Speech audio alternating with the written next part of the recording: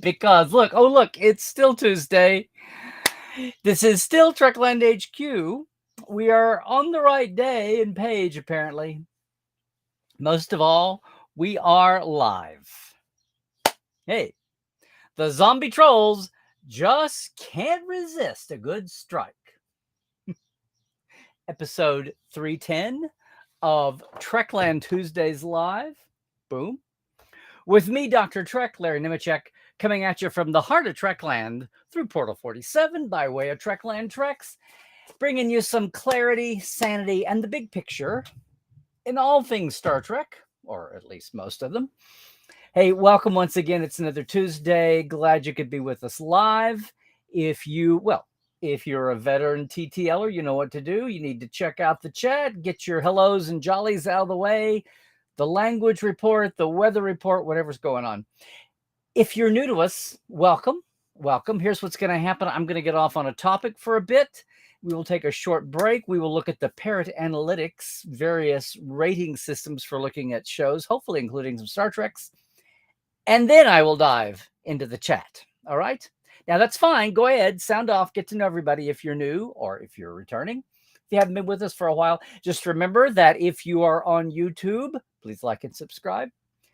Then you will see all the chat. Also, same thing as Twitch. If you're on Facebook only, you'll only see Facebook.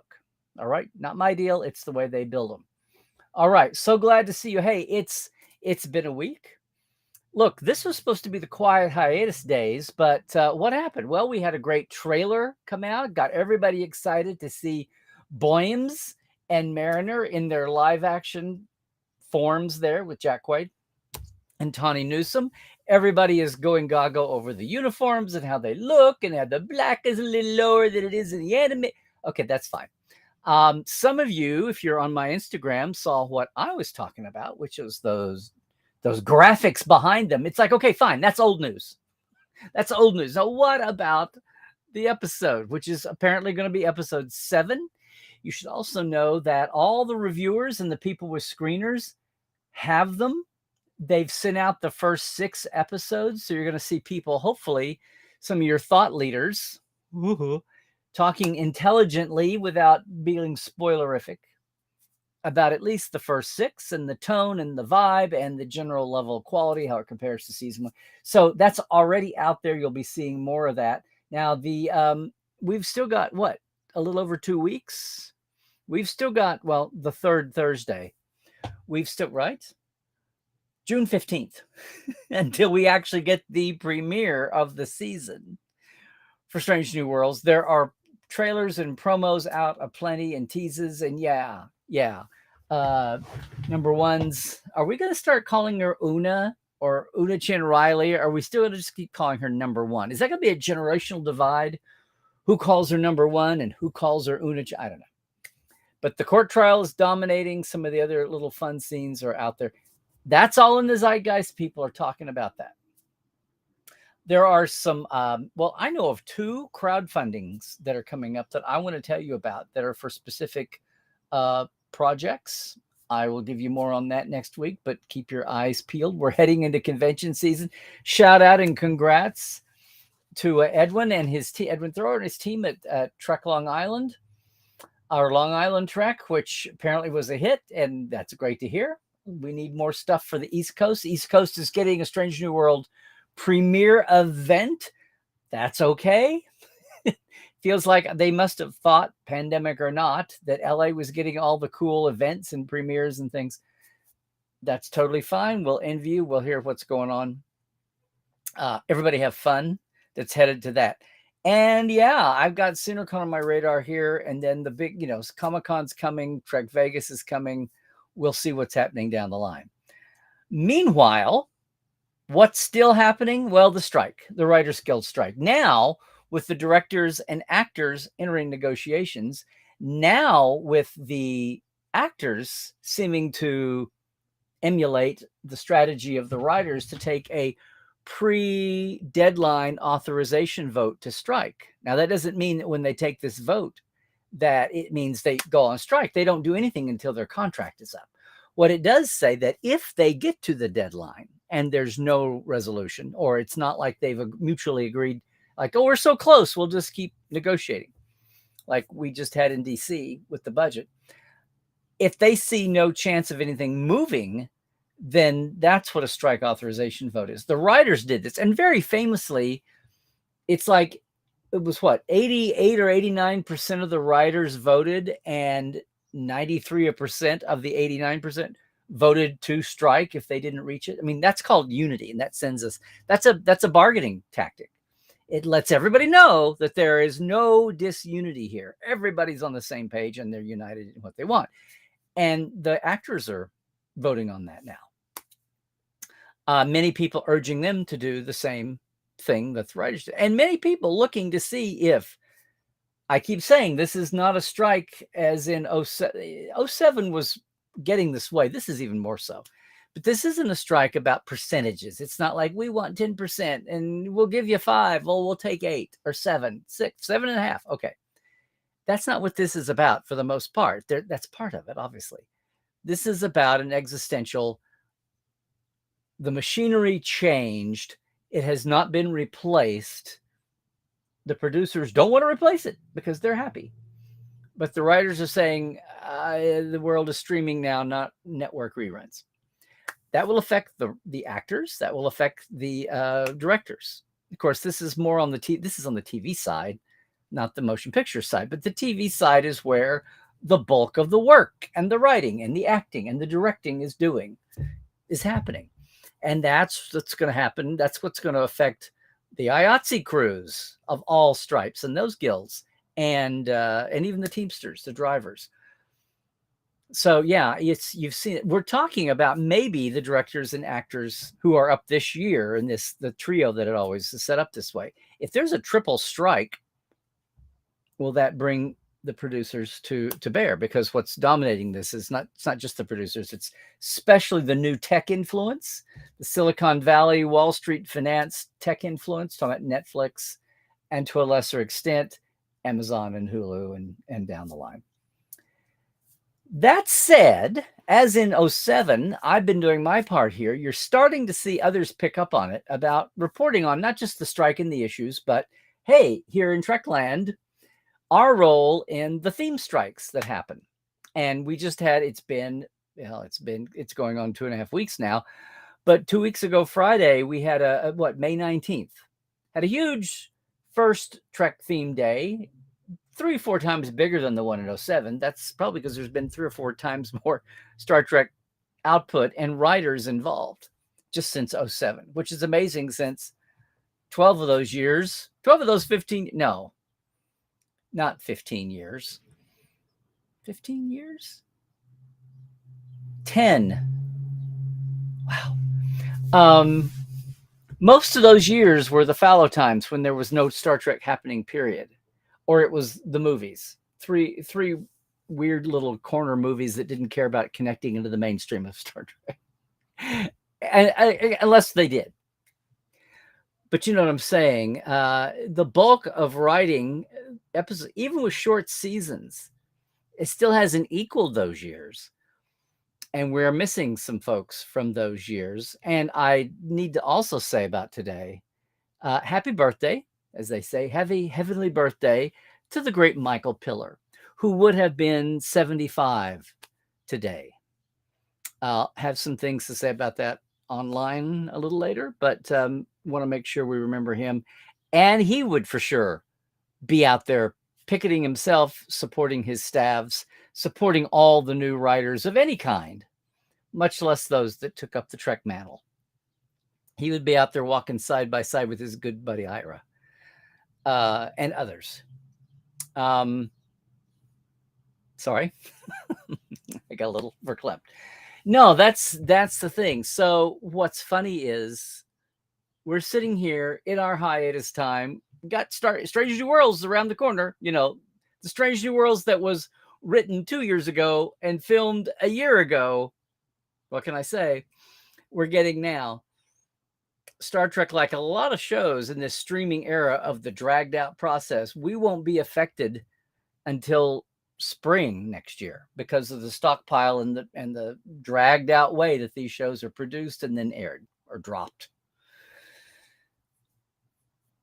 But what's funny is, as we talk about Star Trek Strike Day, even on my channels, it's amazing. I had just started to think, oh, silly me, the last year or so, Star Trek had become popular. Star Trek Picard was so beloved. Strange New Worlds, going back to episodic format, I think it's still Toronto made. It's still Canadian. But between those two, between I think the overwhelming reaction to Lower Decks, the snarky side of fandom, and I'm going to say even Prodigy continues to amaze folks that didn't take it seriously, which I understand why. But especially as the second half of first season wore on, people were amazed. So increasingly, we've come a long way since the days of 2017. And the troll and bot armies were routinely attacking everything, you know? And I mean separate from legitimate criticism, because, brother, there's been legitimate criticism to be made over the years, probably in all the series. But what got me was I never stopped to think. Didn't happen in 07. In fact, 07 was the time when the writers did such a good job in and out of Star Trek to get the public on their side. It was the first social media strike. We've talked about this before. This one, even so much more. We're all so friggin' savvy about how to use our socials. And they're doing a great job of it. And a lot of our Star Trek writers on the line, as we've talked about, as I have streamed with live and here on the show, on our 6th anniversary show, Bill Wolkoff. Go back and watch it if you can.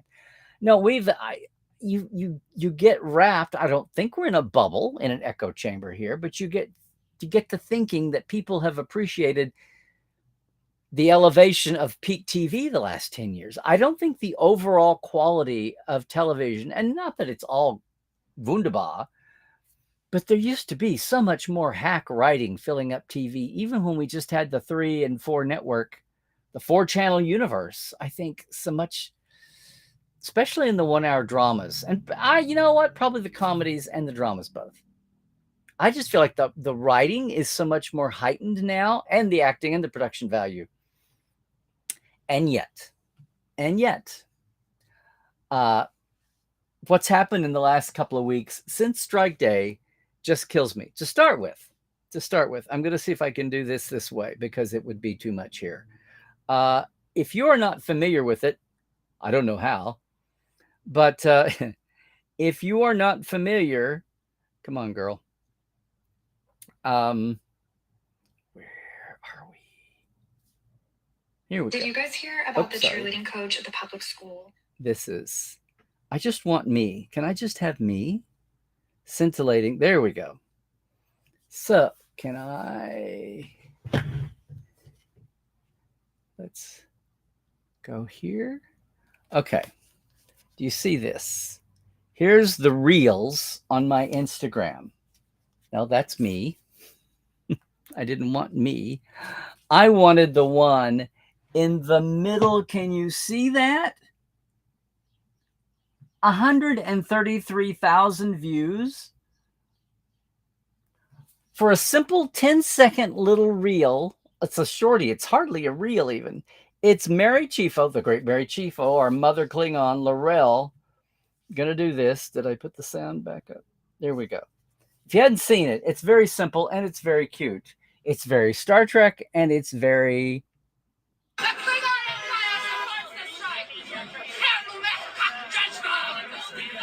One more time.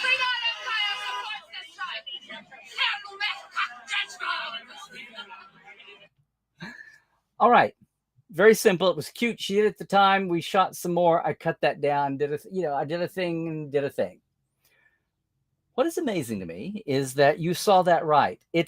Last night I did a thing and it's gained some more. For some reason, whatever the appeal of all that, it's jumped up to 133,000 views.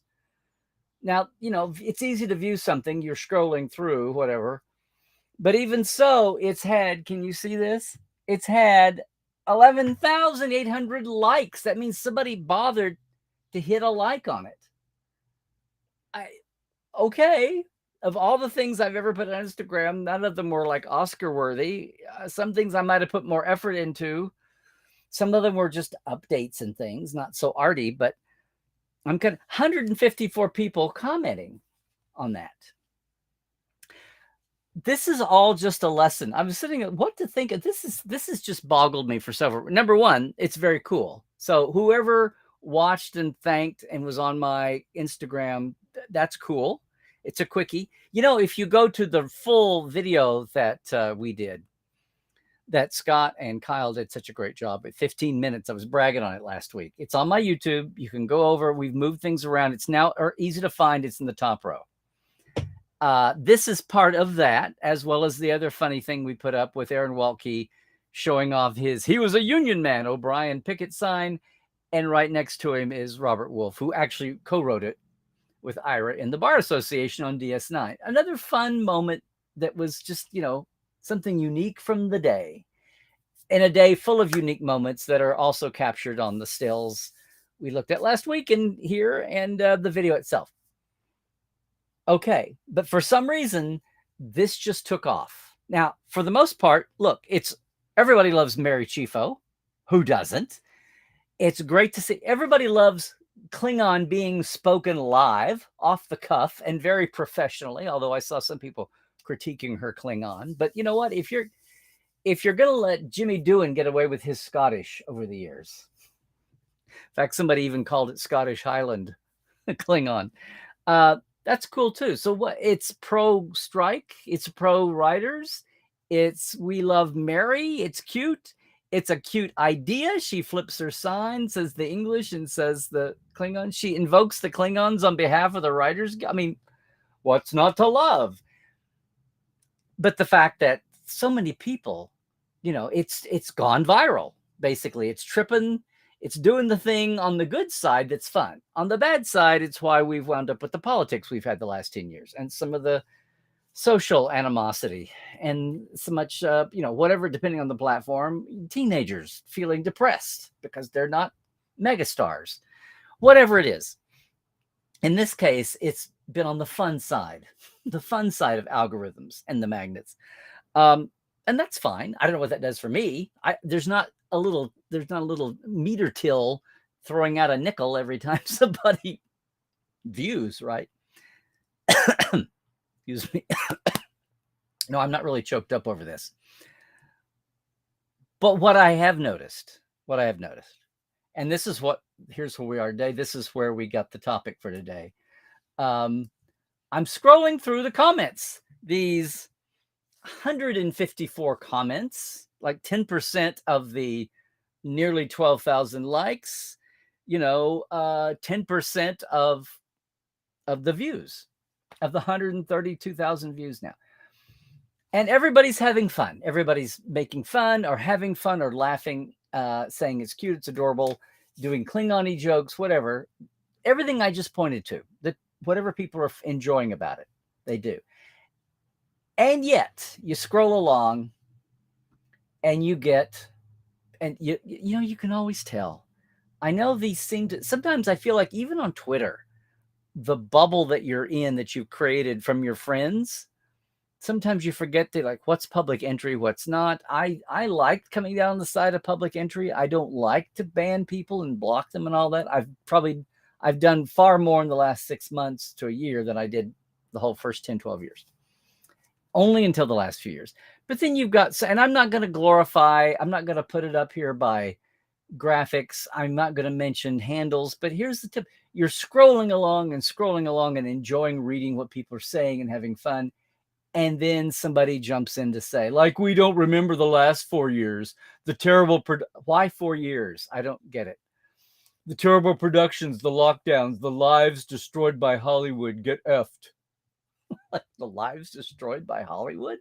What? Yeah, and you have somebody calling them out. I don't understand that one. And then the guy attacks the guy who said, we don't understand you. So I don't know. Is that on the somebody got off their medication scale? I don't know. So you're like, okay, well, there's a wacko. Okay, you're scrolling along. Then you get somebody who maybe takes a issue with your interpretation, right? It's fun. The Klingon warriors would break your spine for bringing such dishonor. And then somebody says, Klingons don't like worker exploitation. Are you sure you watch Star Trek? This person comes back. Klingons are also a proud warrior race. Are you sure you haven't watched Star Trek? Because striking and protesting aren't warriors' traits. Also, Starfleet and the Federation are both a meritocracy, not the communist utopia you simp for. Okay, there we go. Somebody had to say simp, which is a code word for, I my feet are on the ground, apparently. I live in the real world. And somebody pointed out that workers' rights aren't really found in communist societies today. It's more warrior than either of us are behind a screen, with you not even knowing how communism and work. Okay, fine. There is your standard back and forth, right? But there's another one that just is interesting. You just wonder about what somebody's what life has been like for them recently. Somebody else with a bizarre name handle, way too long. Talentless writers boycotting vapid and shallow shows. Oh, this is going to be a broad swath. Let's just indict all entertainment and then, the bosses and the workers. Nothing of value has been lost since the strike. I commend them to continue not working and the shows to cease existing. And people kind of push back. And somebody said, I said, and I commend you to do some basic research before you post and know that many, if not most series are stockpiled and won't be delayed for audiences until fall or even next year. Which is why several shows have already had to cancel showings, right? And I eventually said, well, you're seeing the live shows now, and depending on what it is, there'll be fresh shows for several months. Anyway.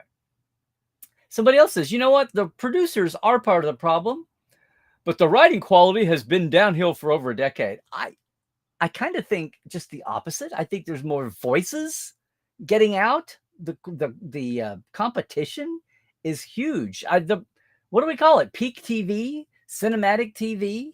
I mean, sure, there's things better than others, but I just don't think we've had quite the direct until you get way down in the poor channels that aren't afford to spend much.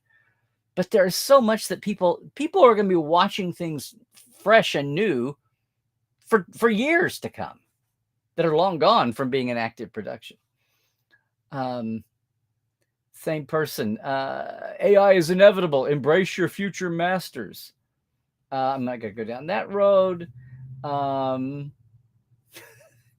Change your pronouns to dull, witted, and buffoon. Then go watch a Mocklin P. Okay. The Orville? What? Okay. They just start spouting. You're spouting. And you're like, okay, well, I thought this might have been a real person with an idea, but it's obviously somebody working off a script. And then they're arguing about AI. AI won't affect me. It's just, they're just going to find someone else to write their woke vapid shit, right? Your problem's not with the writers, it's with the market. And then throws in some Klingon, which may or may not be accurate. I don't know. Nobody's watching. Nobody cares. There's a reason Picard lost over half its viewers after the first few episodes. These writers want 150,000 minimum to produce Mocklin's dungeon fantasies. Okay, again, with the... third season Picard is the first series in ages, Trek or otherwise, that has, or one of the few otherwise, that had higher numbers for the finale than for the premiere. I totally get that. A lot of people felt burned by the first two seasons of Picard. It had whatever level it had. We all know this. We've all watched this happen. Now, this person may have been imprecise, perished the thought, and meant the whole series and meant season one, and they just have been too lazy to keep up with I don't know. But that was like, what? Somebody else here talks about it's not the money that they're asking for, it's the exploitation, that they've made a ton of money and it's all going uphill and not to them. I love how they say, regardless of your opinion, all we're saying is that if a network is going to make money off a show, they should pay the people that made it, especially if the way they devised to pay them has completely become moot and needs a new tweak.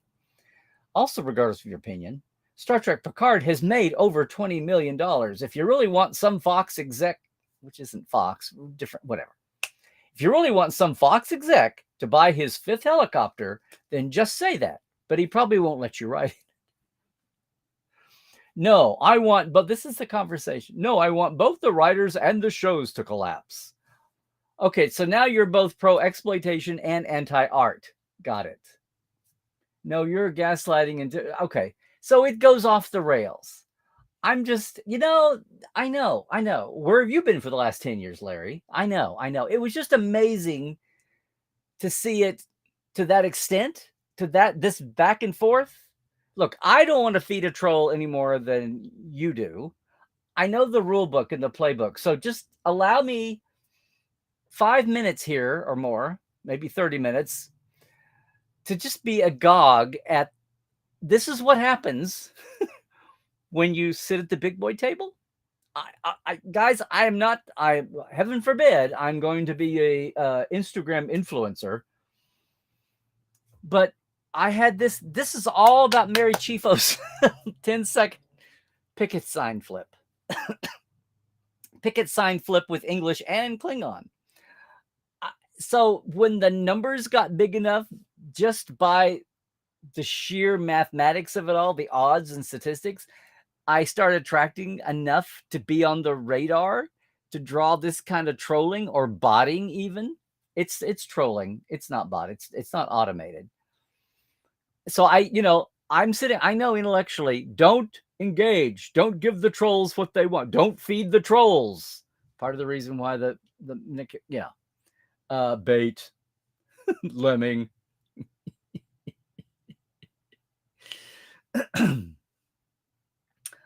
Even when they have a comeback, it's specific. It doesn't make any sense. It's kind of like, the logic is kind of like you broke that vase and it's all laying there in pieces and someone needs to get the glue and glue it back. But do you really want to spend the time and effort to do that? But I was like, well, this is weird. Okay, I got sucked in. Okay, I knew it was a troll, but I thought maybe it was just somebody that had maybe it's just a hermit who thinks they love Star Trek and they just can't get used to anything being made in the last 20 years of whatever the stripe is. Because I said it, we got a buffet now. If you just fell off your chair loving Picard, then you can't say that you can't say the stuff people would say in 2017. And if you're somebody who thought that Picard was sweetness and light the 3rd season, but once it's washed away, the sweetness dissolves in the rain. Someone left the Picard out in the rain and the cake dissolved and there's nothing left. You still may go back and say, but Strange New Worlds, oh my, I can't wait for whatever it is. Prodigy, you can't take that away from me. Lower Decks, ha ha ha, I love it.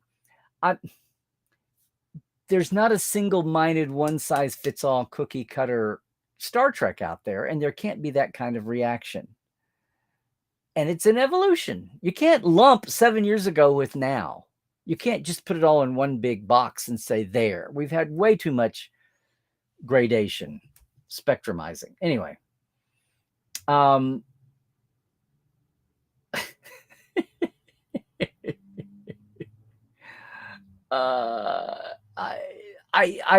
don't know. It's like I'm watching the high art of trolling on my page in my channel of something that went ballistically viral. And yet I'm looking at here, maybe a couple dozen comments out of, what did I say? A couple dozen out of 154 comments out of nearly 12,000 likes. I'm not going on and on about this one piece, this one post and the numbers. I'm not bragging. This is like a 1 in a million. If I could, things would be way different if I could do this with everything I ever touched. And that's not going to happen. I'm thrilled. It's funny. It was cool. It's like watching it now. It's like accidentally drilling an oil well in your backyard and watching it gusher for a while. Whatever. But the fact that enabled the percentages to line up to where, guess what we've got in our backyard? Guess who's coming to dinner? No, it's and there's some snark in here. People are trying to out troll the trolls, but I'm not demanding 150,000 for 40 weeks of work. That's not the way it works. Anyway, I don't know if any of you all got over to my I don't know if any of you all got over to my Instagram and happened across this. I mean, if you haven't, fine. Like the channel while you're there. Most people are just having fun, dipping their toe in the Klingon water and having fun with that, or whatever, trying out their Klingon, just thinking it's cool. Glory to you, to the writers' union and the strike. Glory to you and your house. Glory to you and your picket line. It's, they're just having fun with it. But it's like, what kind of hunkered down, socially hermetized person has to come out of their cave, figuratively, and go that direction? Somebody who's just got blatant, I don't know, they have to express their jealousy of a writer's craft. What's funny is the writer, they're not like the actors, and they're not like the directors kind of coasting along above it all. We're talking about the neurotic writers. Even when they've got a hit, or they get producer status and payment, and they can pitch and they can be their own creator producer, they're still kind of they're still waiting for the hammer to fall and somebody to cut the cord. Anyway, in a week with so much happening, and yet we're still kind of treading water, I just found myself thinking about this more and more. It was a fun little moment. I thought I'd share with you. But at the same time, this went viral. That's what brought that's the Doomsday Machine's defensive sphere activating. Only it's like enough numbers. I don't know. It's just funny to me. I don't know. Let's go ahead and I'm going to end it there. I'm curious to jump back in the chat and see what anybody's take is on this. Have you ever found yourself in a chat thread where things just went, and you can tell when you actually try to, if you don't shut down, which I always urge people not to, unless if something is just abusive or, pornographic or racist, misogynistic, whatever, when you can instantly tell somebody went there or somebody's bot went there, you have my permission to shut that down, block that, get that reported out of there. But if it's someone who feels like there's a shred of brain power that's actually real and organic happening there, and you want to just, what do we used to call that? Oh, yes, a discussion. And you come back with some facts, like I was doing there with some, ratings facts. And if they react to that and, compromise in their position, or they go, oh, I didn't know that. But if they just double down, well, they could very much be organic, and they could very much not be a troll. They could just be someone who hates being shown that there's a piece of what they say might not be. Some people, ego can't take it.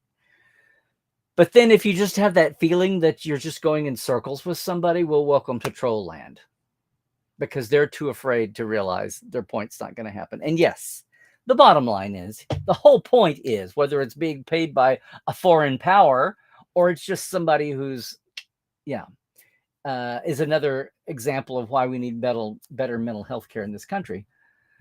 It's somebody who gets off on the chaos. They get off on just being the good old cute word for this used to be curmudgeon. When I was covering local news, and I'd sit in city councils and school boards, and you'd see the person that it didn't matter what it was. It didn't matter who it benefited. It didn't matter that it benefited every single person in town, or every single person with kids in school, or maybe even the whole, didn't matter who it benefited. They were always, as my uncle used to say, they were always an aginner. They were just against everything, no matter what it was. Just no. Are they afraid of change? No. Are they afraid of higher taxes? No. It's like, it doesn't, after so many years, it doesn't matter. It's just they're just an beginner. And maybe that was a real live troll back in the day. Maybe in our modern way of looking at things, that's what how I should think. Because I think some of these people are very human folks. And I also think if you ever get the chance to meet somebody live, then that's not what happens. The thing is, whether or not it's a matter of money or logistics, if you had a little club meeting on every corner where cost and travel was not do they ever come out of their cave? Is this the whole way that, you can't get into people's heads. So then you're into percentages and odds. And like our friend, the USC grad student, the second year I was doing this, did that report about Ryan Johnson and his Star Wars movie, and actually whittling down the tweet overload, the negativity and the trolling, to actually put numbers to this, try to get his hands around it and cut it down to, we're talking about maybe 10% bots, 10% trolls, and the rest legitimate criticism.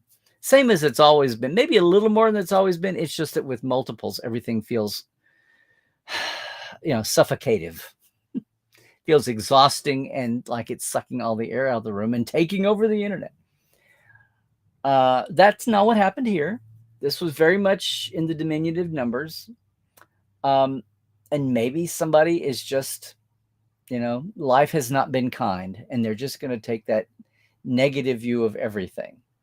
And it's well within the realms. In fact, this is far less than what I think the stats would have had it be, especially since I've gone viral, apparently, and crossed so many radars. Anyway, I don't know. What do you think? What's been your experience? I mean, we've been dealing with this shit for 10 years. It's been back in our face, especially since the beginning of Discovery. And I know that I know. There have been mistakes made with Discovery. It's gotten better. A lot of people, not their cup of tea. And at the same time, I know lots of people live, breathe, and die by Discovery. I'm just saying that was a hard path out of the gate. A lot of it was just stupid. The whole 2 women of color in the first scene. I'm sorry. If that drove you crazy, then you deserve to have been driven crazy. You missed the textbooks. You missed the memo on Star Trek somewhere. But the confusion of people with legitimate gripes versus all that kind of garbage, and then that garbage on steroids or on automatic. And we've had years of that, and we got adjusted to it. And it's what we got 3-4 years after Gamergate, and after watching the whole Star Wars social debacle, and you name it, go down the line. I thought we had kind of passed out of this realm, but lo and behold, it's like the price tag for having popular, fun, the numbers are going high Star Treks, is that you're reintroducing the bandwidth for those percentages to creep up again, whatever they are, 5%, 10% in real life. What do you think? What's been the troll and bot situation for you in your Trek fandom or in general? I know political, it is what it is. But you tend to think in your sci-fi spaces, in your Trek spaces, that's not going to happen. Again, I'm just kind of curious. Meanwhile, we have so much to be thankful for, so much to look forward to.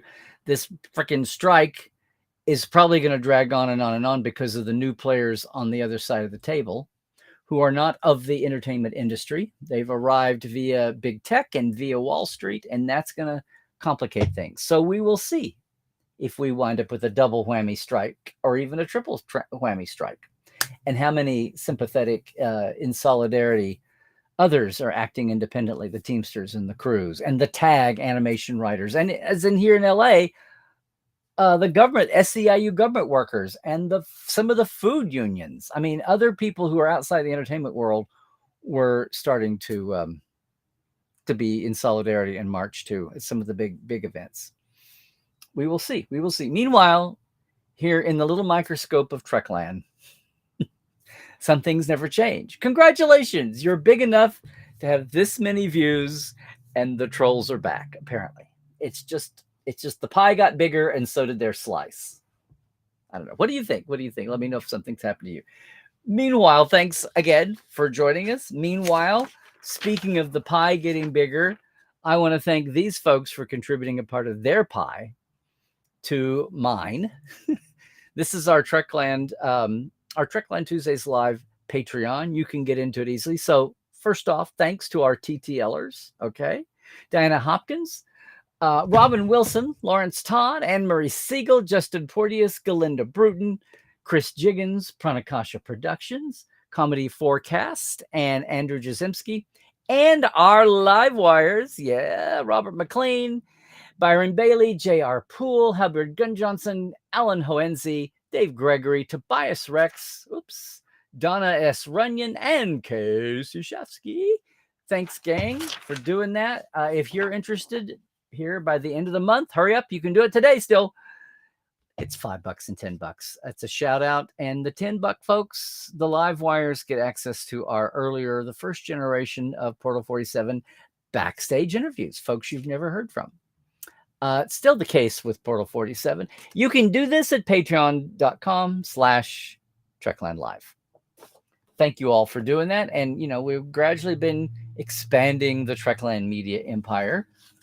That's good. And of course, as we approach summer and fall and warm weather, if you are coming to LA, business or pleasure, let us do your own customized away mission.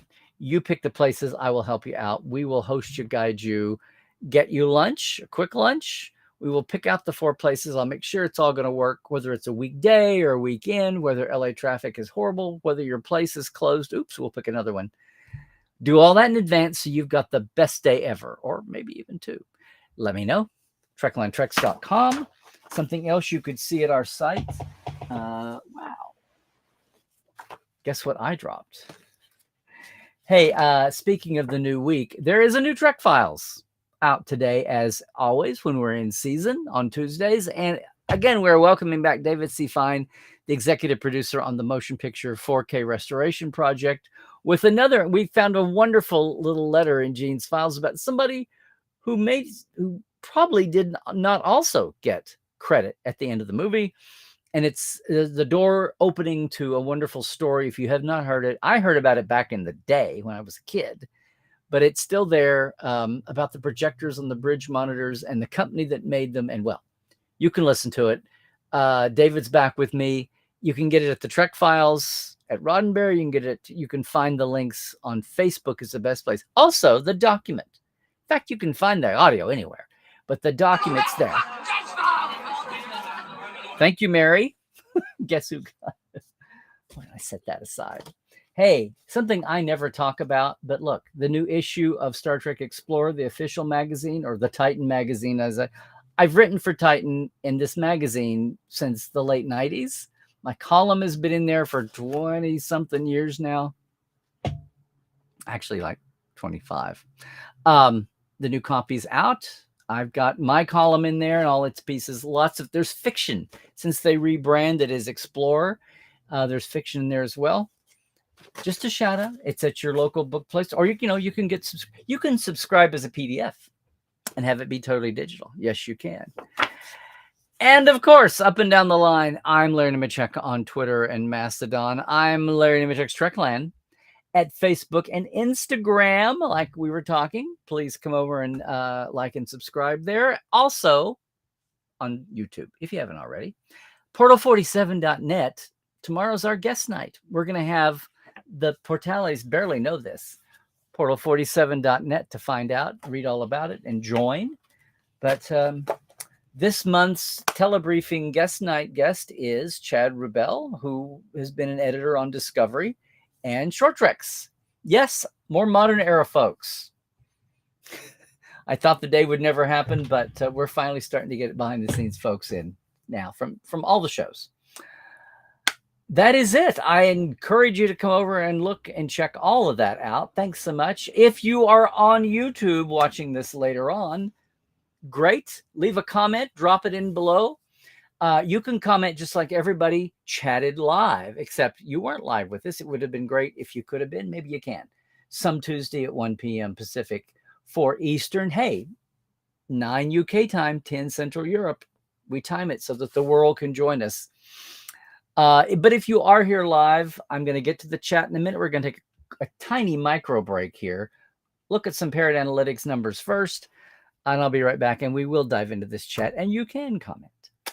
Also, remember that we are super chats now on YouTube, so your tips are appreciated. I haven't gone over the line to make it totally a tipping question setup yet. Holding off on that because we're still on multiple platforms. But if you're on YouTube, your tips are very much appreciated. It's like a tiny non-committal level compared to Patreon, or even jumping in with one of our businesses like Portal 47. All that to say, gang, if you are leaving us right now until the next time we meet up, hey, stay healthy. Do all the things. Stay woke. Check your sources. And, truck well, everybody.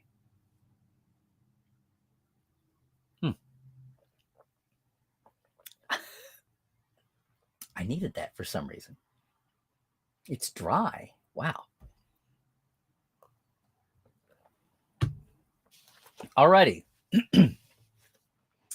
I'm going to take Mary away here and actually get into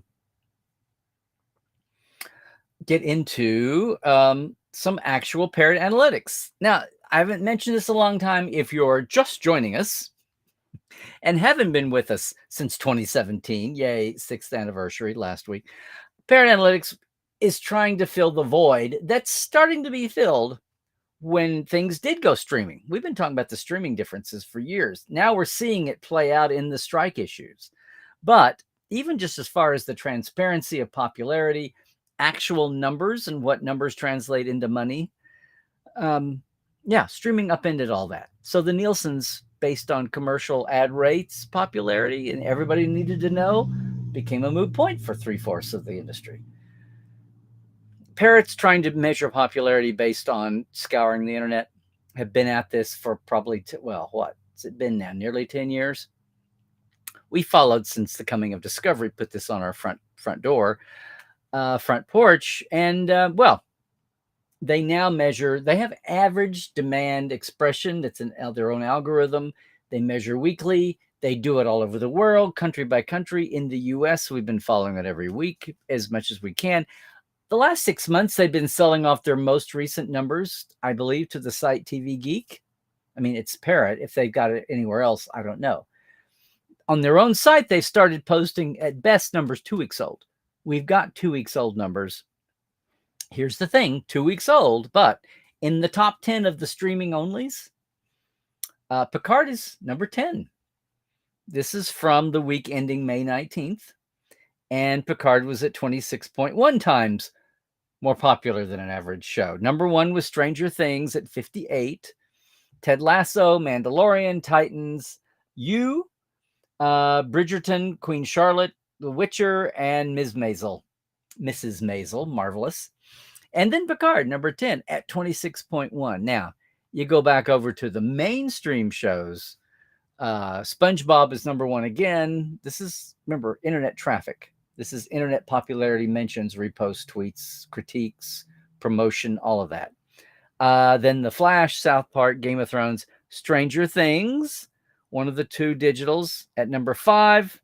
Well, Mandalorian is number 10. And in between is Simpsons, Saturday Night Live, Ted Lasso, and Succession. So you've got, and Ted Lasso. So you've got 3 digitals in the top 10 overall here. Well, what about Picard? Maybe better than that. Well, even on 2 weeks ago, the May 19th numbers, their differential was 29.9 with the trend line down. We're coming off the finale. Of course, the trend line is down, but it's still up there. Over on TV Geek, which is paying to get new numbers, the trend line is down too. But what can we say here? Their peak has been, I've never understood this. It's down into the good range. The drop has come on down another week since then. What's interesting is that's Picard. It's still strong. About a week ago, there was a spike. You saw the news now flipping oranges to apples. So Nielsen's made news as the season was peaking, going into the climax, into the finale. that it was in the top 10 of all shows for the first time ever for any Star Trek, which was true. What happened was it fell out, as you would expect. But for some reason, a week ago, it popped back into the top 10, which was amazing also and made headlines. Because now you can say the Nielsen's and everybody thinks, ooh, not the what's this parrot thing, or anybody else that's out there trying to make a go of a business model, that an algorithm model that works that way. Well, they're also looking at trend lines too. And yeah, Picard is cooling. You're not in the heat of new episodes. What about that other thing? What about that other little creature that we're waiting on, Strange New Worlds? Well, Strange News standard parrot from 2 weeks ago, it was at 20.9. Now, these are all, they have definitions. They have exceptional, which is the upper 4/10. Outstanding is the next 2.1. And then you get into good. But Picard is still in the outstanding range. 2 weeks ago, Picard was at 29.9 and Strange New was at 20.9. So one coming up, one coming down. That's what you expect. That makes sense. Meanwhile, though, a week ago, the 20 whatever was up to 26.4 as reported on TV Geek from their parrots. I don't want to lose you in the weeds here, but whether you're looking at, and I looked at the worldwide numbers and the US and comparing, and whether the worldwide was like a jump up, right? Yeah. The worldwide just zoomed on March 25th, 26th. So 5 days ago, for whatever reason. Was it the promo trailer release? Probably. That was not exactly 4 or 5 days ago, but maybe the amalgamation, the accumulation of comment finally hit critical mass then. Anyway, there was a huge speak. What's interesting in the US, it looks more like a Jiffy Pop popcorn bowl.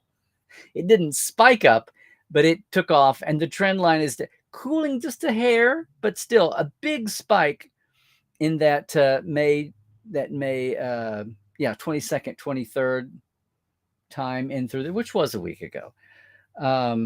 Probably driven by the trailer. But yeah, so Strange New Worlds, very healthy spike of popularity and notice and acclaim. Its trend line, what are we saying here, is up. How do we say this? Well, over the last month, it's up. Let me just say that. I'm trying to amalgamate numbers here. Where are we? Yeah, 28.5% up high. That's the worldwide, and that's also the US, even though it was just more of a curve. Okay, enough with the numbers. What's happening is what exactly should happen. It makes sense. Picard is oozing, but Picard is remaining very popular even as it eases off, is what I'm saying. The 30-day, the 60-day trend lines are down and up, just what you'd expect. But Picard ain't going nowhere. Those are the only two I checked. There you go. People lost their shit over the trailer last week.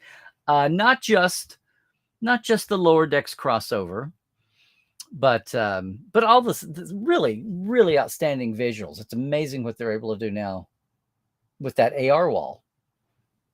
And it's not just, oh, look, there's a planetscape. It's like you can be suspended in deep space. You can be walking on the hull of the ship. You can go over to the scorch panels.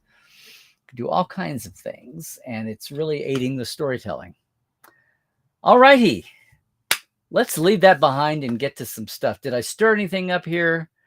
Is bots and trolls just a dead subject? Is the strike a dead subject? Are you just wanting to talk about animation uniforms? What do people want to talk about? We'll see. We will see. Yeah. But good to see everybody. Oh my goodness. Now, thank you. Even before I said this, thank you, Matt. Am I allowed to say Matt? Pranakasha. Super chat, $9.95. Now, does that mean I have to like strip, or what is that? What do I do? Do I leave a place to stuff in the digital bills? Oh, Zahir, you've been binge watching The West Wing. You're getting ready for my pitch, Star Trek: The West Wing, right? Are the producers organized? Yeah, they have an organization, the AMPTP, the American Motion Picture Television, the Association of Motion Picture Television Producers, AMPTP. And for the purposes of collective bargaining, you can sign into that organization. Now, you could be an independent producer. This is what's happened before. There are independent producers who see what the actors, writers, directors, anybody, IATSE, Teamsters, whatever they're doing, you can have an independent producer come in on your own and agree. Or you can negotiate on the side. But you can just say, fine, we'll just take your terms and do that. Let's get on with it. And you don't want to be part of the big thing. Yeah. So that's that. Otherwise, everybody signs on. Now, they get together. So when you got the Netflixes and the Hulus, but you've got the ABC, CBSs, NBCs, and ABC is ABC Disney now, right? It's NBC Universal. It's CBS Paramount. You've got all of that going on, but they do get together and, they take a poll. There's probably some who want to be, hardline, some who are willing to give at any one moment, and they're probably making their own decisions, or they decide up to match up. They decide that they may skew one way or the other, but that's how that works. That's how it works. If anybody wants to leave there's probably retribution to be had if one of the big ones bolts. If there's, like, let's say one of the big studios is sympathetic and wants to settle with the writers, I'm not sure how that works. I think if there's a way to have it happen, if it's that important, they can. Now, within the community, within their peers, there may be hell to pay for that by breaking ranks. Talk about solidarity. But that's just for the sanity. Yeah. That's that. Let's see. Oh, Christoph. FedCon just happened this last weekend. I saw it looked like everybody had a great time. Big mix of folk, Trek and otherwise. Big Stargate, right? Stargate reunion. Christoph, of course, is in Austria, Western Austria. WGA strike and the AI thread came up at FedCon. Every con guest asked about it, supports the strike. Well, of course, it's in everybody's interest too. The general streaming angle didn't come up. Discussions simply go deep enough. Well, you're welcome, Christoph. See, you can be a thought leader because you're hanging out in all your Trekland neighborhoods from Portal 47 on down. But thanks for that update. That's interesting. See, they're talking about it in Germany. The UK writers, when in sympathy, solidarity, voted. They will not take any American producer bringing them a project like a scam, making them like transatlantic scabs. And probably other countries' writers, especially if it's halfway in the realm of, like, Australia. I don't know what Australia's reaction is. But I know a lot of individuals, even if they're not a group action, a lot of individuals won't do that because we've gotten more global and people are more aware and there is work cross-border. Okay. JR, you're on the USS Lurker. Listen while you work. Okay. Okay.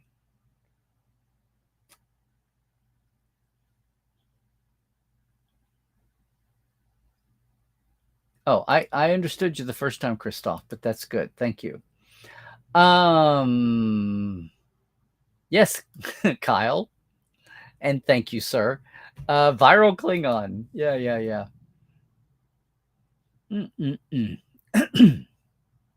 See, this is what I mean. This is the spirit of it all, JR. This is the fun people had with that post. That was what the intention was. And some people can grab the most fun thing and go just totally sour. There's a word for, isn't there an internet word for that? Somebody comes in and just, shits all over the tone of the post.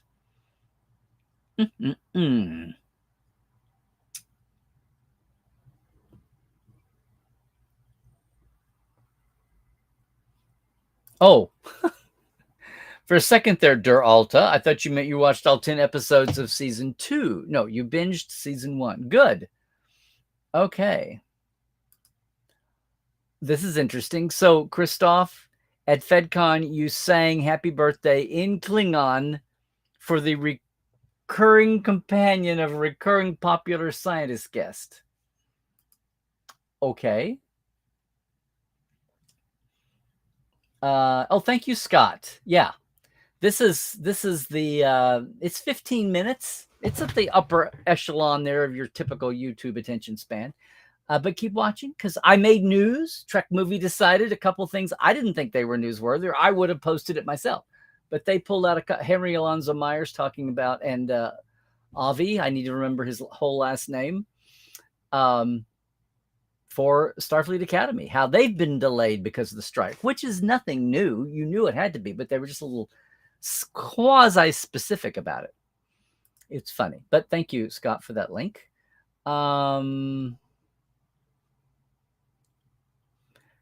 This is true. I think of all the episodes in season 1, Strange New Worlds, they'll lift us up where we belong, whatever. The young boy, the ending with that. But see, it's art, and it made a reaction. It was a crafted story. It made you squirm and ugh. And that's, it's like the best original series. It's a weird alien religion, planet, culture, people, but they look awful human. They're not, they're all ugly bags of mostly water still too. And that's what was so, if there'd been some bizarre looking reptilian or avianoid or floaty gas bag civilization, would it have affected you so much that way? I don't know. Let's see. My granddaughter isn't co-hosting. No, you have to watch Cadet Alice for that. And we've got some recorded. I just have not posted them.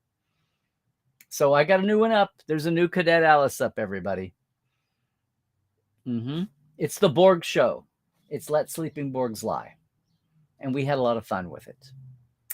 Somebody got a little scared for a minute. Yes.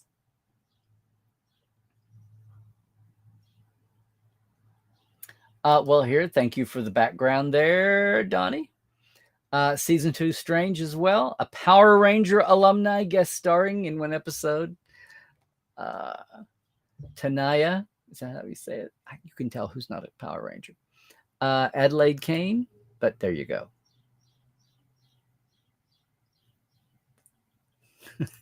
You've noticed this too, Justin, huh? The people who throw out these terms have no idea what they really are. Yes. Oh, hello, Wolfgang. Greetings from Germany, from Eastern. Is this your first time with us? If it is, welcome. Was somebody doing a little lobbying and promotion at FedCon? Is that what's going on? Trolls got stupid below making sense about 1 month in the pandemic. They won't stop. Yeah.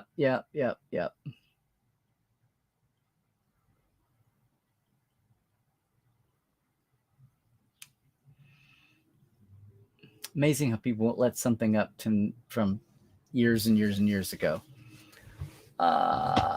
Okay. Well, there you go. Again. Okay. You guys get your time clocks all figured out. That's good. Yes.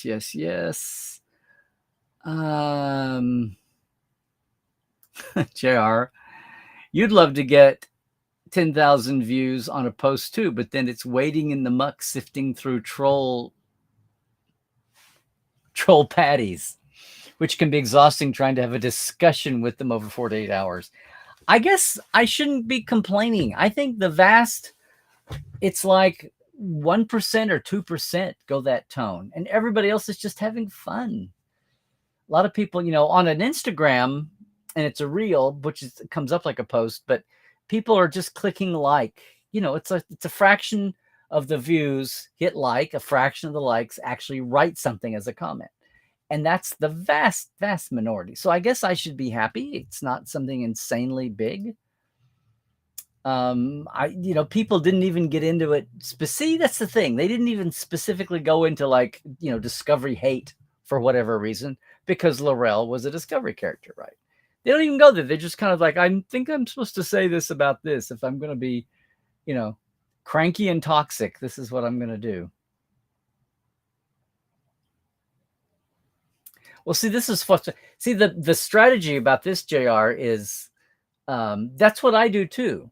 But then I go, the main thing here is to suck up your time, make you feel in pieces, make you feel like you've wasted your time, make you feel disoriented and disorganized and hopeless. That's the intention. Now, some of the trolls, if they're actually organic and there's actually somebody typing a response to you, I mean, don't get flattered. That's just how they get off. They have very twisted, right? Very twisted sense of self-gratification. The bots are paid for to really just to sow discord. Der Alta, you got trolls when you posted that Zack Snyder's Justice League is not that good. And on the lockdown. Oh, excuse me, guys. Sean. By Harriman, it's Tuesday. I could do that in 2 parts and make it make sense. By Harriman. Is that the phrase we use now? Alrighty then. Christoph, you sometimes feel like a troll when stating that Picard Season 3 is not perfect. Way more TNG Trekish than before. Yes. Nostalgic, yes, but clearly far from perfect, in my opinion. Not garbage either. This is what I've been I loved it to pieces. I thought it was a huge improvement, but as I've said before, go back and look at the last couple of months. What's going to be, I said it today, when the sugar, when the sweet taste has evaporated, when it's been left out in the rain and we've just got the cake plate, what's actually on the cake plate? What's going to last for the generations? Yes.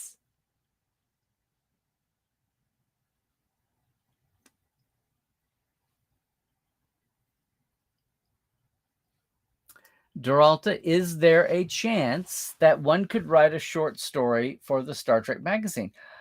I am not familiar with the exact, spec writing rules, regulations, procedures, guidelines for Titan Trek magazine. I think they have a fiction editor, but I'm sure if you got a hold of a copy, either paper or digital, or just check things out online, go check out Titan magazines, and Star Trek magazine in particular, and look to see if they've posted their submission guidelines online.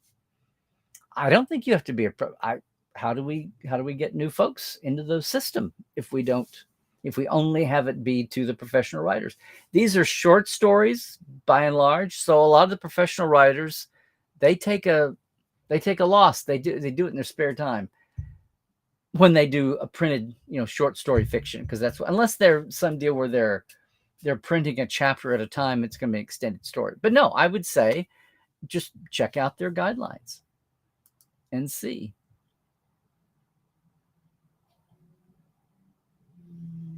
What did I do, Melanie? What did I do? Did I sing? It's the old this is hearkening back to the old life. See it back there? Whoa, right there. Boom. The old Life Support Live drinking game from Saturday mornings. Okay.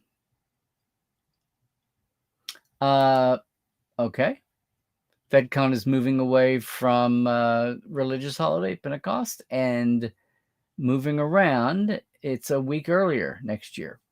There you go. And FedCon's team is helping Showmasters with the Destination Trek Germany there in the 3rd weekend of July, which I'm wondering is that's the same weekend as Comic-Con San Diego. Big, old, famous Comic-Con San Diego. So not a big deal for anybody unless you've got a vast minority of vendors, or maybe some actors. Probably doesn't affect anybody at all, unless you're very Duralta, what am I having for a drink today? Well, same thing as everything, Pinky. No, it's Diet Dr. Pepper. Splenda Diet Coke. I will know the pandemic is over when Splenda Diet Coke returns. I don't know what happened. Is there a Splenda shortage? I don't know, but no. So I don't know what happened with the contract between Coca-Cola and Splenda. But until Splenda Diet Cola, and I would much prefer to have my brain eaten more slowly, far more slowly by Splenda than by any other sweetener. Until then, it's Diet Dr. Pepper.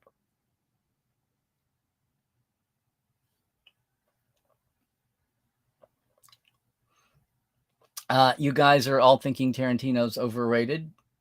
I'm not. I don't even have an opinion. I'm totally behind you to think that, though.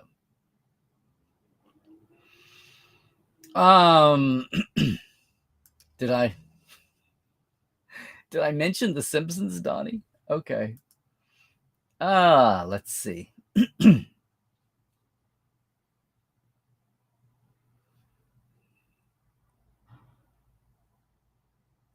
Okay. Hey, Analysis, I'm agreeing with you, and I bet most everybody here is in the same boat. Strange New Worlds season looks cool, ironically, and can't wait. Lower Decks crossover. Absolutely. Kyle, it's number 7. It's not in the first 6 screeners, and one of the folks who was handling advanced photos was noting how the photos are tagged. There we go.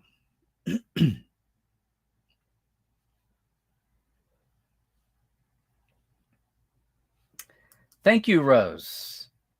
Strange New Worlds is 16 days time. STLV is in 63 days time. I just hope everybody has a great time. Thank you for those good wishes. All righty. Okay, I'm gonna just kind of sidestep this whole Flash discussion that's going on in chat. Analysis, do an episode of a show that's all about pitching Star Trek shows. I feel a few good ones. You know what I would do? I would have, one of these days, I need to have a writer back on. Maybe they're from this, maybe not so much from the picket line for this, but have people show what makes a good pitch.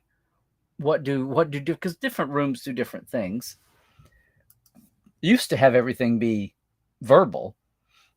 Some people would submit on paper, under Michael Pillar, happy 75th memorial birthday, Michael, on paper. And then if you are a spec script, but then you might be able to, as a follow-up, if they didn't take it, or if they did, but either way, call you, or you could come in person or call and have a phone pitch or a live pitch where you're just throwing ideas out that aren't even written down on paper.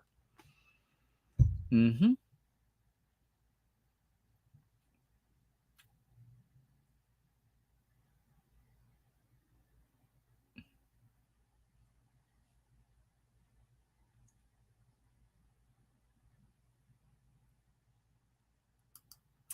I vaguely think you're right, Duralta. I never watched The Librarians unless it was a Trek Connection episode. Yeah.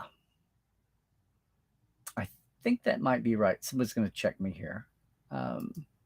Absolutely, Kyle. Thank you. Whoop, whoop, whoop. New Cadet Alice episode. Finally. Now, what are you saying here?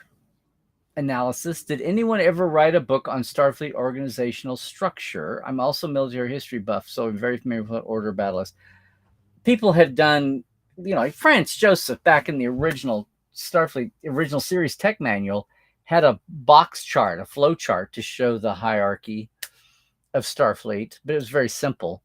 And I think one or two of the different eras of game generations, FASA maybe, I do remember looking and trying to compare and pull some things. There's a little bit of canon, involved, but it's confusing as heck. And depending on what century you're in, it may have been altered.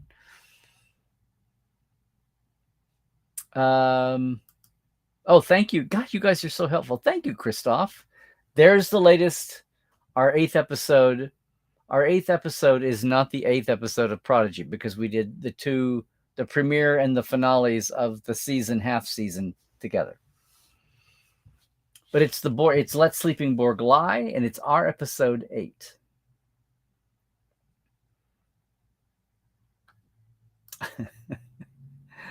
When Kirk and the gang took the Alices on a trip through Wonderland. See here, Melanie, you say you have mixed feelings. Each season was distinctly different. Yeah. Hoping for more resolution at the 3rd season final finale. Yeah, well, it was resolved for the year, but again, a lot of people said, where's Laris? What's happening? Are you back at the vineyard? What's going on?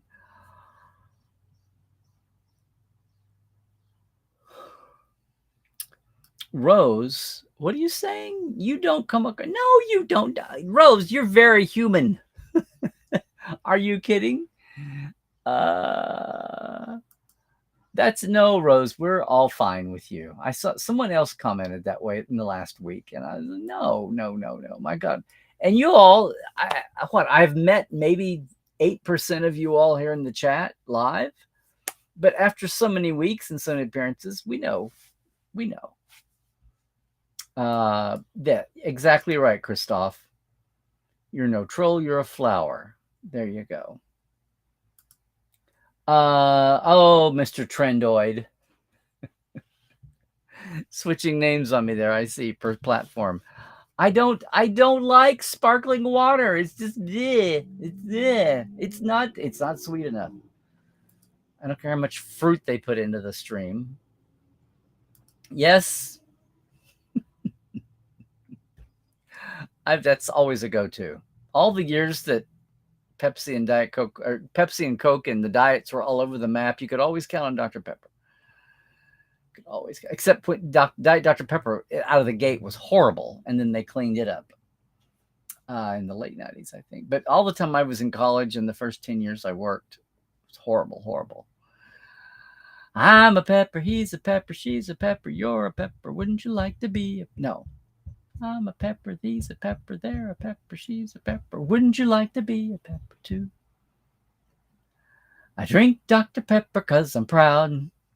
I'm part of an original crowd. Okay, that's all I can remember.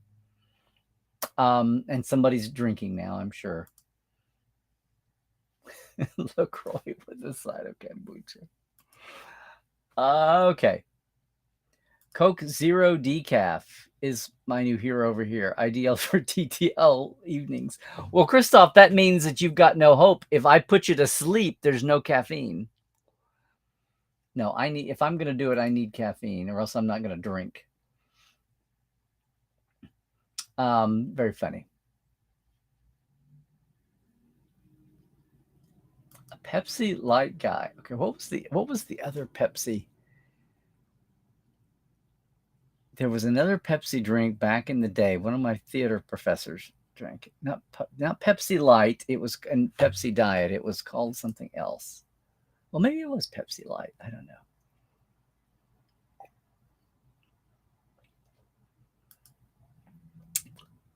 Yeah. Exactly, JR. See? And the thing was, you couldn't find it. The early years, I could get 2 liters, but after that, you could only get Diet Coke Splenda in cans, which drove me crazy because we're paying CRV per can out here. So you're like paying $1.60 extra or $1.10 extra per carton of 12. So when I really got to recycling to get you back. If it's to be believed, Mike McMahon got LDS greenlit with just a meeting. Well, I could maybe see that. We were in the hunt for an animated show, and this is the best thing we've heard. I could see that. And it was also a simpler time. You know, the wilds of 2018, 2017, it was a simpler time, a gentler time. Back in the let's throw money on the wall of streaming and see what sticks.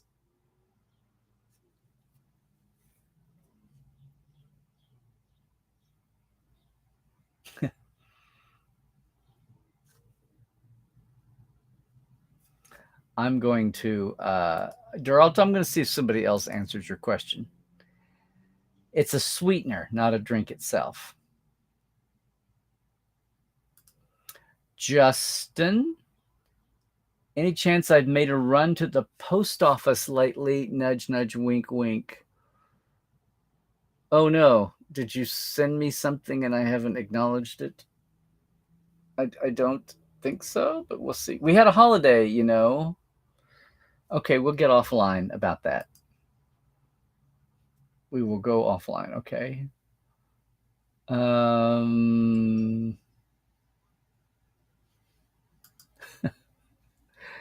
What is the Star Trek Strange New Worlds episode I'm looking forward to in season 2? The best one. I'm supposed to know.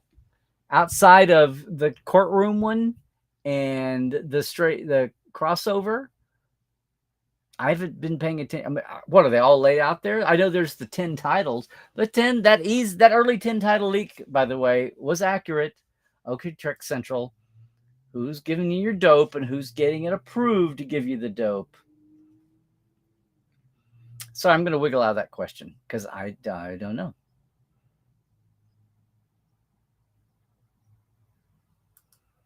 What still is on the plate after the cake is eaten? Enterprise D is back, Data is alive, and Captain Calvin A.A. Darrell Trekkie is happy.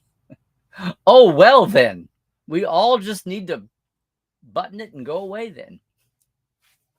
I'm kidding. I'm kidding.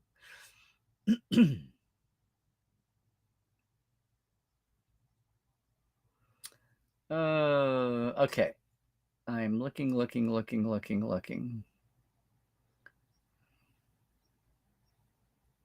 See, the thing about Diet DP and DP to me is that they taste so much alike. It's like the best. I can tell the difference between Diet Pepsi and Pepsi. I can tell the difference between Diet Coke and Coke. Diet Pepsi used to be worse than Diet Dr. Pepper, but it was improved, I don't know, 10, 15 years ago, finally. I used to hate being stuck at a Pepsi place and want, and I would go, because well, one of my oldest best friends in the world, Cody Clark, we used to have this discussion where I'd say, I can tell the difference between Coke and Pepsi. Well, I can too. And I prefer Coke and I prefer Pepsi. Coke is so carbonic and it's not sweet. Pepsi is so sweet and it's not bubbly. I mean, that's what I love Pepsi. It's bubbly. It's not bubbly and it's sweet. Oh, I can't stand Pepsi. It was like we could tell the difference. We had our different tastes and that was fine. Diet Coke doesn't taste anything like Coke. That's why I would drink Diet Coke. It's like, thank God. And yeah, Diet Pepsi became a lot more like regular Pepsi, but still not. It's fine. It's fine. The options are now. I live in a world where the 90% of the world doesn't have the top 3, or my gosh, even Royal Crown Cola, RC. What's good enough for other folks ain't good enough for me. Me and my RC. What's good enough for other folks ain't good enough for me. Okay. And that's got you drinking even more, probably. I've done it now. I'm trying to find where I was. Oh, here we go. Oh. Why, Kyle? You noticed. I am 1 subscriber away from 1900 on YouTube and 11 from 2000. Wait, what? On different platforms? How can I be 1899 but also 1989? 2 different platforms, yes.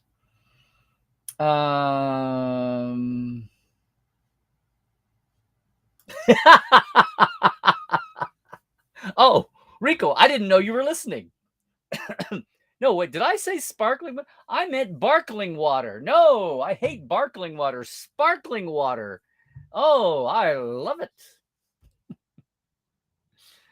Yeah, I'm going Python there. It's just not my thing, man. It's just not my thing. I have a sweet, what can I say? I have a sweet tooth. I have a sweet tooth. It did not go away. It mellowed with age, but it did not go away. Oh, displaying the mug, it was empty. No, it's not empty. It's very much got stuff in it. Mm-hmm. Oh, there you go. 101, like the highway. Yes. Boom, boom. Okay, well, you heard him, everybody. I need a stampede. I'm closing in on, oh my God, 2,000 subscribers. How sad is that?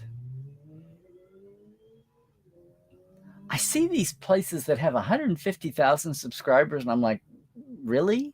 It's just kind of, like vapid. Okay, the air is the air.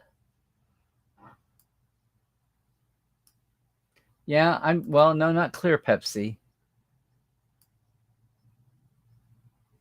Pepsi clear to rule them all. Yeah. Now, I love to go to Germany and say Stillwasser. We learned that a long time ago. Christoph, yes.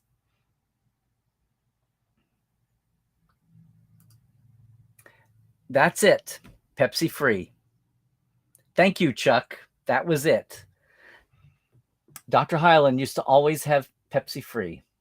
Wasn't it like in a light? It had nothing to do with the Pepsi art style. It was totally a different weird thing. Wasn't it like light blue, like aqua cans? Anyway. Mm-hmm.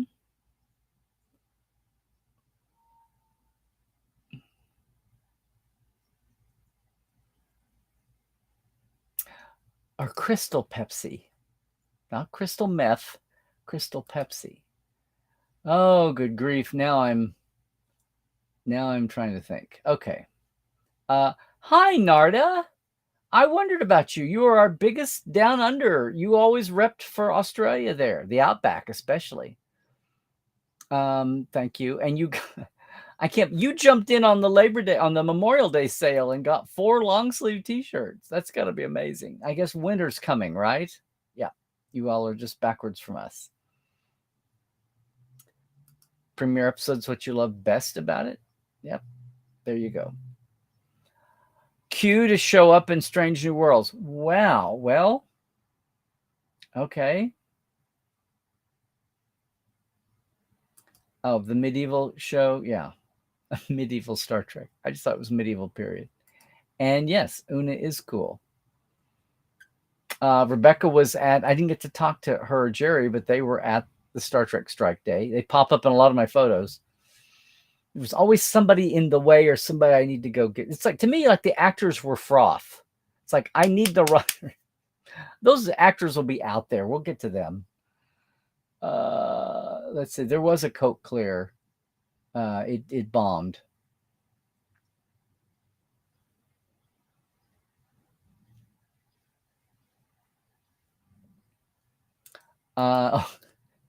You're welcome, Rose. And yes, you remember Top Cat. Top Cat.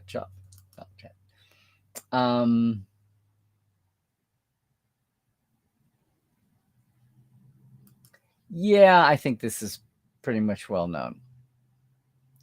Did you ask him in public or just in person? Like, was it a Q&A and the crowd heard it, or was it just you and he talking, Christoph?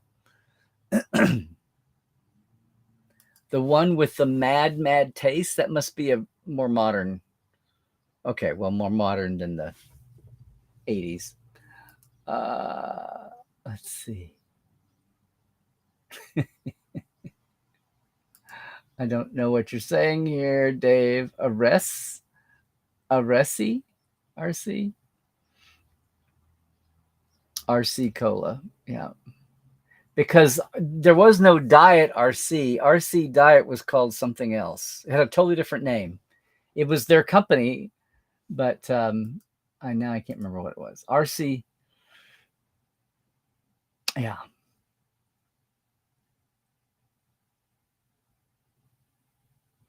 RC stands for, it's the short for, it's Royal Crown. It was Royal Crown Cola. And somewhere in the 70s and 80s, they modernized Royal Crown Cola and just started calling it RC Cola.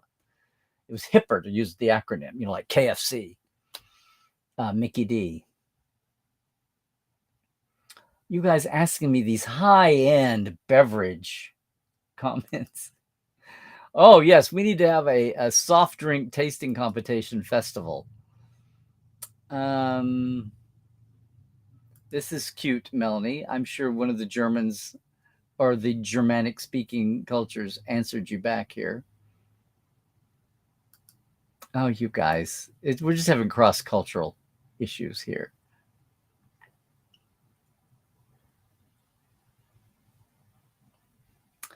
Okay.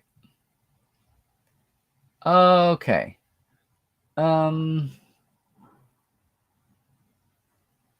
Well, hang in there, analysis. You just might. You never know what will happen. Someday you may catch Mary Chifo on the curb with a sign in 2 languages, and it goes viral. But it'll bring out the trolls.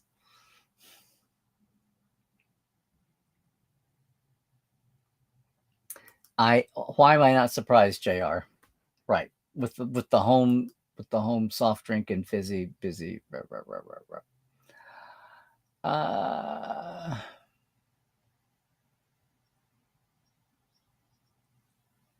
Wow, Christoph.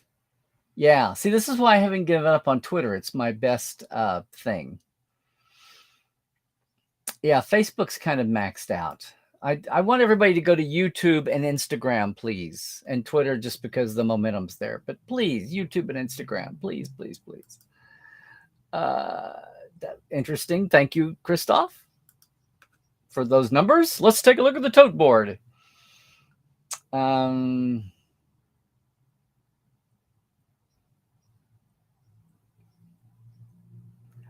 Okay. You had a close-up roundtable with him, or a close-up meet and greet. Very good. The end of the caffeine as we know it. Yeah. Well, again, thank you, Narda, for jumping in and getting those on deadline.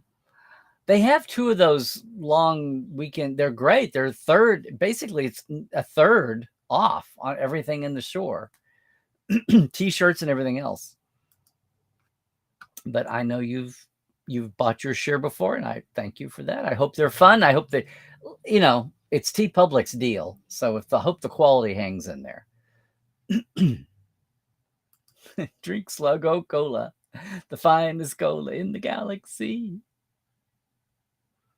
RC Cola was super huge in the Midwest. Okay. Well, I'd said the South, but the South was Coke. So, yeah.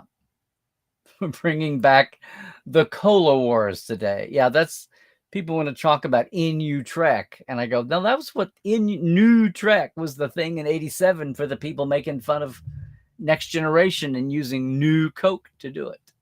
What a debacle that was. By the way, or by why way, Afro Cola from Germany is very nice and heaps of caffeine. Okay, there we go.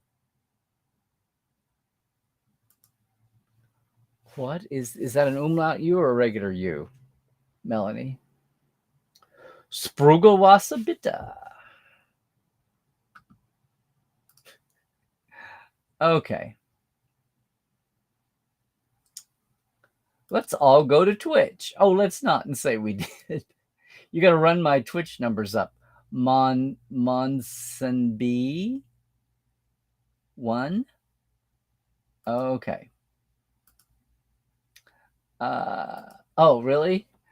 Trolls trust you? You've been on message boards that have worse trolls than on YouTube. I totally believe it. I can totally believe it. Anything can always be worse than the thing you're looking at in your face. Sad but true. I totally get that. Yeah. Except again, some of the things that have 150,000 where it's not even like there's not even a human connection. It's just a disembodied voice. I'm not talking about the obvious, like Trek Culture and Sean and those guys, and some of the other ones that have caught the favor of Terry's bunch anyway. Yeah. Let's see.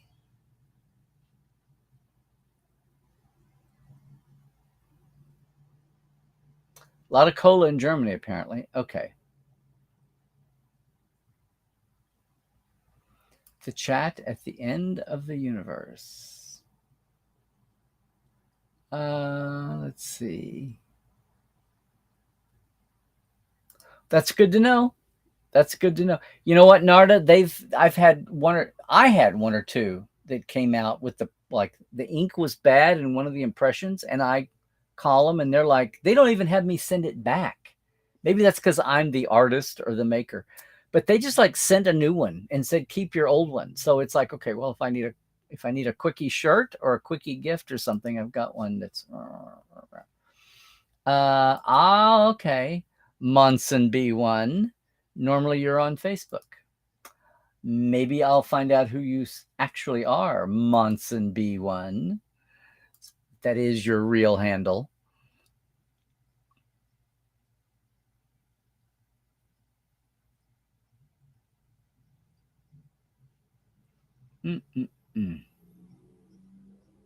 Switch to Twitch. You're a Facebook lunatic. Well, I wouldn't say that, Melanie, but okay.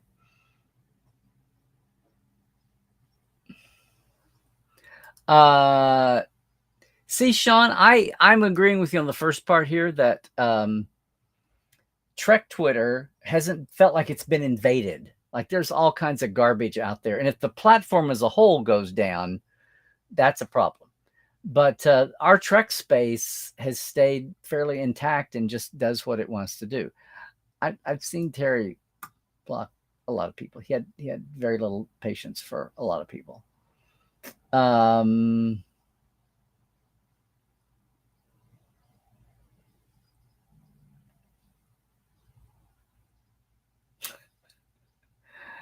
There should be a cola called Ochre Cola. Yeah. The theme tune plays itself. Oh, Coca-Cola. Yeah.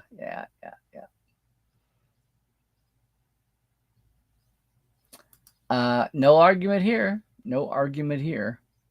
But you know what?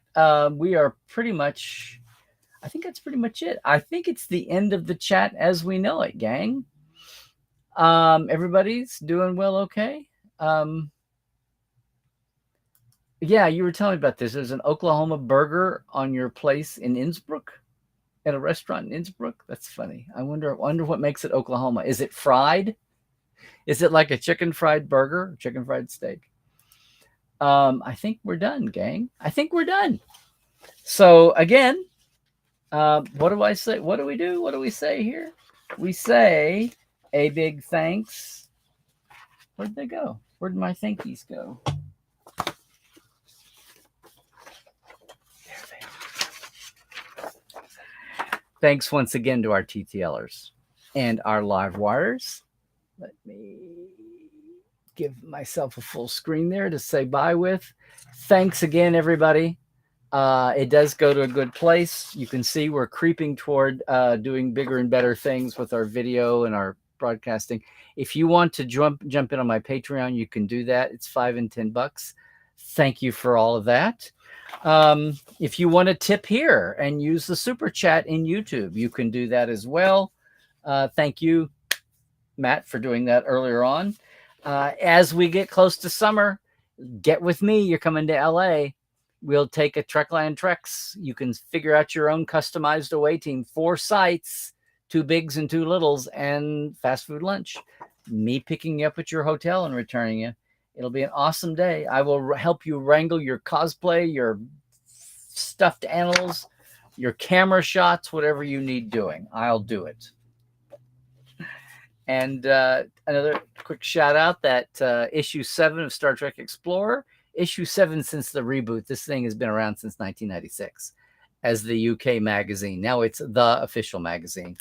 And my column has been going since the end of 1997. Yeah, seriously. Explorer's great. And if you like fiction, they've got fiction now too. You might even want to try to write. Check that out too. And of course, over on the Trek Files, it's our new episode. We are, what is the 10th episode of season 10 already? Right. There's 2 seasons a year. So we just had our 5th anniversary episode on Tuesdays Live is 1 year older than the Trek Files. Both of them are in the spring. Go figure. But hey, it's at podcastroddenberry.com. It's at our Facebook page, The Trek Files. You can get it anywhere, but that's where the documents are. All right. Appreciate it, everybody. Hope you enjoy that. We'll take feedback on that. Feel free to ping me on places like Twitter. I'm Larry Nemechek. Larry's Trekland. That's my Facebook. Instagram as well. You want to get in there. And yeah, YouTube. Please like and subscribe if you haven't done it yet. We'd love to get the number up. And as we said, we're like 101 away from 2,000. Yay. Portal47.net if you want to jump in with the Portales and take a deep dive all year long, 3 or 4 times a month, not counting what I'm sending you from my archives, which, as you guess, might be something. And even like my archives, but also other people's things I've been asked to sit on. I've got a couple of obscure things here I need to share with the Portales. That's going to do it for me, gang. Thanks for spending another Tuesday with me, wherever you are in the world. Let's keep our eye on what's going on. I'll have some news of some more things. And you know what? If you're not on my newsletter, I try to do at least 1 newsletter a month, maybe 2. Put a poll in there. It's just for fun. I talk about it here too. But if you want to get in on that action, LarryNemechek.com, and you can be on the. I've got some freebies too. I've got 2 or 3 free interviews when you sign up that come to you in time, including Bob Butler, who directed The Cage, our interview from 5-6 years ago.